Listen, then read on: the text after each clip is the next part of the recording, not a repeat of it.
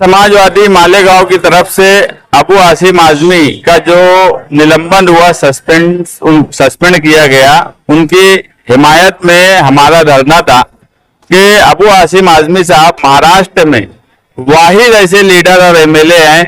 जो हर जुल्म और नाइंसाफी के खिलाफ बोलते हैं। उनका हाउस में रहना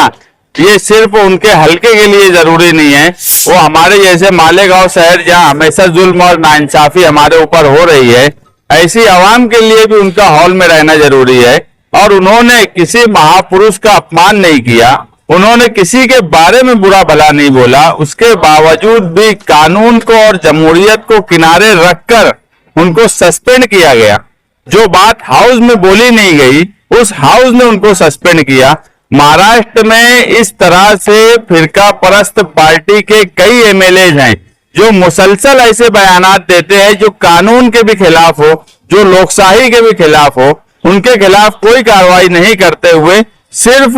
मामूली सी बात जिसका कोई मतलब ये नहीं था कि किसी का अपमान हो, उस पर उनको सस्पेंड करना और अबू आसिम आजमी साहब को मुसलसल धमकी देना। उनको मुसलसल धमकी दी जा रही है जान से मारने की, क्योंकि एक फिल्म जो आई थी छावा, उस फिल्म से लोगों को एहसास दिलाया जा रहा है कि मुसलमान जो है वो शिवाजी महाराज या छत्रपति महाराज के खिलाफ थे, जबकि सच बात यह है कि वो फिल्म भी जिसने जो डायरेक्टर ने बनाया है, शिवाजी महाराज की बीवी यशोबाई,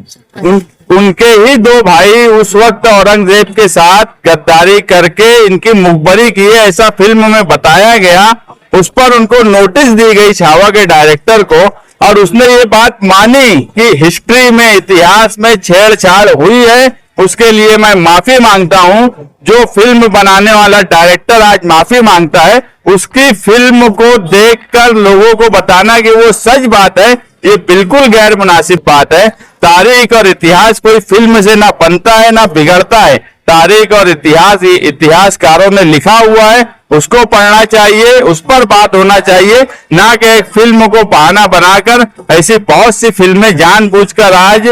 जो सरकार में बैठी हुई पार्टियां हैं वो ऐसी फिल्में बनवाती है, बाद में माफी भी मंगवा लेती है, मगर आवाम जो है, आवाम को एक एहसास दिला दिया जाता है कि उनके खिलाफ कौन लोग हैं। मुगल बादशाह ने ये किया, आज मुल्क के और महाराष्ट्र के जो हालात है उसमें मुगल बादशाह ने क्या किए क्या नहीं किए, इस पे बहस होने के बजाय आज क्या करना है, आज क्या होना चाहिए, उस पे बात होनी चाहिए। यही सब बातों को लेकर आज हमारा धरना था। महाराष्ट्र समाजवादी पार्टी के अध्यक्ष अबू आसिम आजमी साहब की असेंबली में जो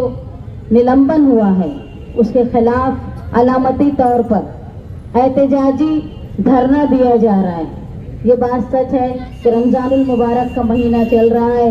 आज जुमे का रोज धूप की शिद्दत होने के बावजूद भी जो मालेगांव की तारीख रही है कि हमेशा मालेगांव शहर ने समाजवादी और सोशलिस्ट ख्याल को जिंदा रखा है, उसकी जीती जागती मिसाल आज मालेगांव शहर के लोग रोजों की शिद्दत में और रमजान में रोजे की शिद्दत और धूप के बावजूद भी आज जमा होकर जो मालेगांव की तारीख रही है कि हम हिंदुस्तान को तहरीक की राह देते हैं, वैसे ही अबू आसिम आजमी साहब के खिलाफ जो जालिमाना नाइंसाफी का जो फैसला हुआ, उसके खिलाफ महाराष्ट्र में सबसे पहले एहतजाज करने का काम मालेगांव शहर कर रहा है। काबिल मुबारकबाद। हिंदुस्तान की ये तारीख रही है कि हिंदुस्तान में अभी के वाक़े छोड़ दिए जाए जो हालिया वक्त है, तो हिंदुस्तान में वही राज करता है जो दिलों पे राज करता है। और माजी में भी आपने देखा है कि हिंदुस्तानियों का दिल इतना बड़ा था कि जहां सम्राट अशोक, इन्होंने अपने जो उनसे गलतियां हुई भी, उसके बाद उन्होंने माफी मांगकर जब बौद्ध समाज को अपनाया और शांति का वो प्रतीक बन गए, तो हिंदुस्तानियों ने उनके माजी को भूलकर उनकी माफी को याद रखते हुए उनको अपना सम्राट बनाया। इसी तरह जब अशोक जिनको कहते हैं सिकंदर आजम, दुनिया पर राज करने आए और हिंदुस्तान आए फतेह करने के लिए, लेकिन हिंदुस्तानियों की मर्जी नहीं थी। कि उनको कबूल करते, तो कबायली लोगों ने उनको इतने जख्म दिए कि वो वापस जाते हुए शिद्दत, अपने जख्म की शिद्दत बर्दाश्त ना करते हुए उनका इंतकाल हो गया। तो हिंदुस्तानियों पे वही राज करता है जो हिंदुस्तानियों के दिलों पर राज करता है। अगर किसी हुकूमत ने हिंदुस्तान पर इतना राज किया है तो यकीनन वो आवाम के दिलों पर राज करते होंगे, ये तारीख भी बताती है। हम यहाँ जमा हुए हैं ये बताने के लिए कि अगर कोई संवैधानिक तौर पे अपनी राय रखता है किसी की मुखालफत करने के बाद बिना, तो उसकी राय को तारीख की रोशनी में कबूल करना चाहिए।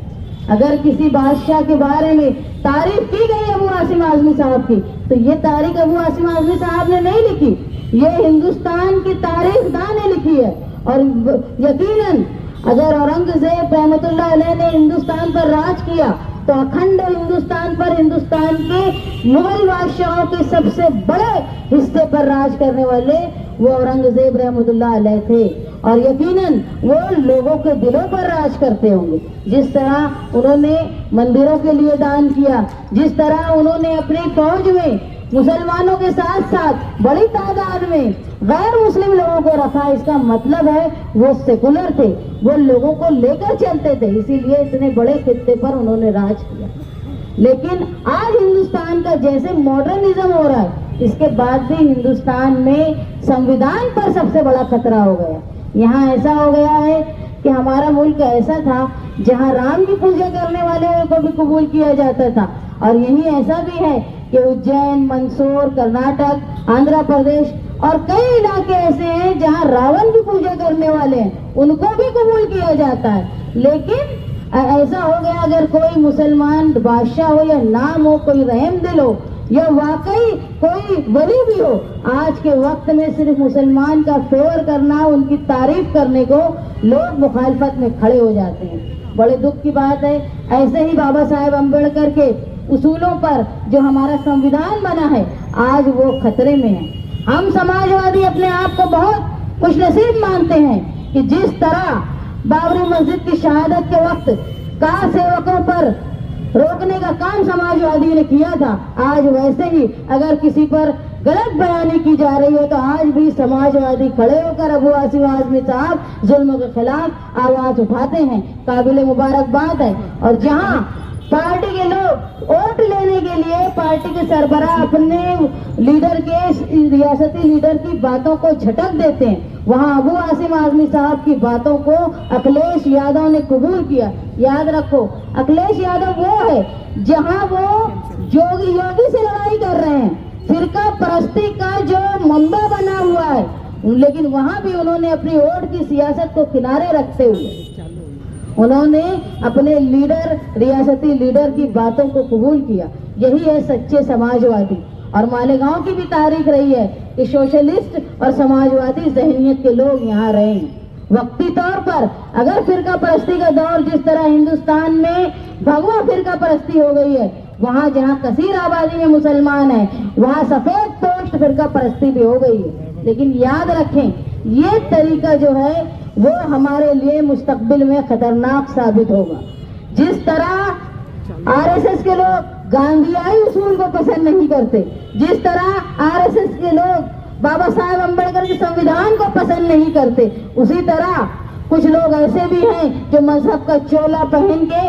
आरएसएस की पॉलिसी को चला रहे हैं। आज जरूरी ये है कि हिंदुस्तान में रहते हुए हम भाईचारगी से रहें। जहां हम औरंगजेब रहमतुल्लाह अलैह को अपना आइडियल और अपना हिंदुस्तान का एक अजीम बादशाह मानते हैं, वहीं हम